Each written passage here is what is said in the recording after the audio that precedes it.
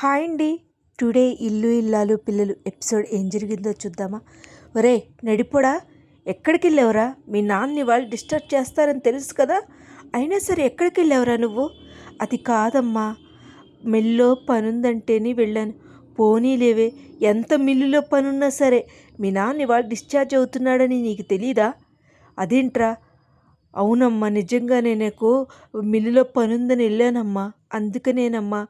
అయ్యో నాకు తెలీదురా, నువ్వు అంత పని కోసం వెళ్ళావని నాకు తెలీదురా, లేకపోతే అలా అనపోదురా. పోనీలే పోనీలే బుజ్జమ్మ. ఒరే, వాళ్ళకి మనం డబ్బులు ఇవ్వాలి కదరా, పెళ్ళి వాళ్ళు మనకి డబ్బులు ఇచ్చారు కదా, ఆ 20 లక్షలు తీసేసి ఉంచమని చెప్పు, అర్థమవుతుందా? అవునా నాన్న? అడగలేదు కదా నాన్న, వాళ్ళు అడగకపోయినా మనం ఇవ్వాల్సిన బాధ్యత మనకుందిరా, అర్థమవుతుందా? నడిపోడా.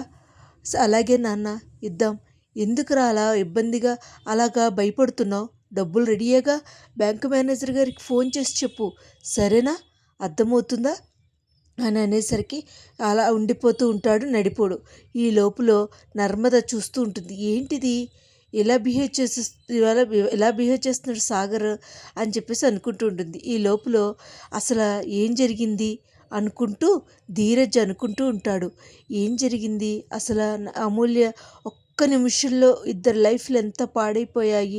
ఒక పక్కన అమూల్య జీవితం, ఒక పక్కన నాన్న జీవితం ఇంతలా పాడైపోయినాయి అనుకుంటూ ఉంటాడు. ఈ లోపల ఈ లెటర్ ఎక్కడ పెట్టాలబ్బా, ఈ లెటర్ ఎక్కడ పెట్టాలి, వీడికి కనబడకూడదే అనుకుంటూ ఉంటుంది. ఇంతకీ రూమ్లో తనున్న సంగతి, ధీరజ్ ఉన్న సంగతి తను మర్చిపోయి తను ఎతుకుతూ ఉంటుంది. ఎతుకుతుండేసరికి తను ధీరజ్ చూస్తూ ఉంటాడు. ఏంటిది కాలుగాని పిల్లలా తిరుగుతుందేంటి ఈ ఈ ప్రేమ అని చెప్పేసి అనుకుంటే, తింగరబుచ్చిది అనుకుంటాడు. ఇదేంటి ఇలా అనుకుంటున్నాడని చెప్పేసి వచ్చి, ఏంటది? ఏమీ లేదు, ఏంటో చెప్తావా లేదా అని చెప్పేసి చేతిలో తీసుకుని చూస్తాడు. చూసేసరికి హాల్ టికెట్. నిజమే, నీకు హాల్ టికెట్ వచ్చింది అంటే ఇప్పుడున్న పరిస్థితుల్లో నేను ఎక్కడికి వెళ్ళను ధీరజ్, అందుకని నీకు కనబడకుండా దాద్దాం అనుకున్నాను. నువ్వు రూమ్లో ఉన్న విషయం సంగతి మర్చిపోయి నేను అలా కల తిరిగాను అంటే, అది కాదు ప్రేమ, నువ్వు రాయొచ్చు కదా అంటే, లేదు ధీరజ్, ఇప్పుడున్న పరిస్థితులకి నేనేమీ రాయను అని అనుకుంటూ ఉంటుంది. ఓ పక్కన ధీరజ్ వాళ్ళు ఇలా ఉంటే, ఓ పక్కన నర్మదా సాగర్ వాళ్ళు ఏంటంటే, సాగర్ చాలా భయపడిపోతూ ఉంటాడు.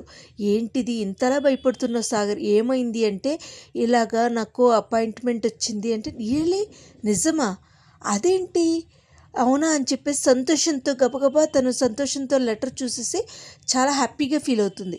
హ్యాపీగా ఫీల్ అవుతున్నాగా, అయినా నాకు తెలియకుండా ఎప్పుడు ఎగ్జామ్ రాసావు, ఎప్పుడు ఇంటర్వ్యూకి వెళ్ళావు, ఎప్పుడు? మా నాన్న చాలా సంతోషిస్తా, ఆయన వల్లే కదా ఇక్కడ దాకా వచ్చింది నేను అని అనుకుంటూ ఉంటాడు. చాలా నాకు కనీసం చెప్పను కూడా చెప్పలేదంటే, అది కాదు నర్మద, అంటే నేను చెప్తుంటే పని అవ్వట్లేదని చెప్పకుండా చేశాను నర్మద అంటే, అవునా? ఓకే, చాలా హ్యాపీగా ఉంది సాగర్, నాకు చాలా చాలా హ్యాపీగా ఉంది. ఈ విషయం అత్తయ్యకి కూడా చెప్పాలంటే, ఇప్పుడొద్దు నర్మద, మా అమ్మాయికి ఎట్టి పరిస్థితుల్లో నువ్వు డబ్బులు ఇచ్చిన విషయం తెలియకూడదు, అర్థమవుతుందా అని నర్మద వాళ్ళ మాంగారు చెప్తారు. ఇంకా అసలు ఏం చేయాలో తెలియక నర్మద చాలా సంతోషంగా ఉంటుంది. వాళ్ళ అత్తామామలకి చెప్పాలనుకుంటుంది, కానీ అప్పుడే చెడ్పద్దంటాడు నడిపోడు. ఏం చేయాలో తెలియక తను అలా నిండిపోతుంది. అసలు ఈ విషయంలో అర్థమైన పాయింట్ ఏంటంటే, అసలు ఈ విషయం బయటపడుతుందా, లేకపోతే అసలు విషయాల కన్నా వీళ్ళ విషయాలు బయటపడేటట్టున్నాయి. ఇలా జరుగుతున్నప్పుడు పాపం బుజ్జమ్మకి కల్లో అమూల్య వస్తుంది. అమ్మా బుజ్జమ్మ అనేసరికి పక్కన ఉన్న రామరాజు లేకపోయేసరికి, ఏవండి ఎక్కడికి వెళ్ళారు అని చెప్పేసి అనుకుంటూ ఉంటే, ఆ గదిలో లైట్ వెలుగుతుంది చూసావా బుజ్జమ్మ, అది మన అమూల్య గదే కదా, అక్కడే ఉంది పడుకోకుండా, దానికే శుభ్రంగా తిని పడుకుని ఉంటుంది, మీకెందుకు? అది కాదు బుజ్జమ్మ, నువ్వు దాన్ని కనడానికి ఎంత బాధపడ్డావు, పిల్లలు కనేటప్పుడు మనం ఎంత ఇబ్బంది పడతామో, పెంచేటప్పుడు వాళ్ళు ఎదిగాక వాళ్ళ వల్ల కష్టాలు కూడా మనకు అలాగే ఉంటాయి బుజ్జమ్మ. అవునండి, ఏం చేస్తావు, ఎంతో ప్రేమగా పెంచుకున్నావు, కానీ ఇలా చేస్తుందని మనం అనుకోలేదు కదా, దాని గురించి మీకు అనవసరం, అర్థమవుతుందా? మీరు జాగ్రత్తగా ఉన్నారా లేదా అనేది నాకు కావాలి అది కావాలని చేసుకుంది. అది కాదు బుజ్జమ్మ, మీ ఆ ఎదురింటి వాళ్ళు నన్ను ఎప్పుడు బాధ పెడదామా, ఎప్పుడు ఇబ్బంది పెడదామా అని చూస్తూ ఉంటారు. అలాంటిది అమూల్య ఇలా చేస్తుందని అనుకోలేదు బుజ్జమ్మ.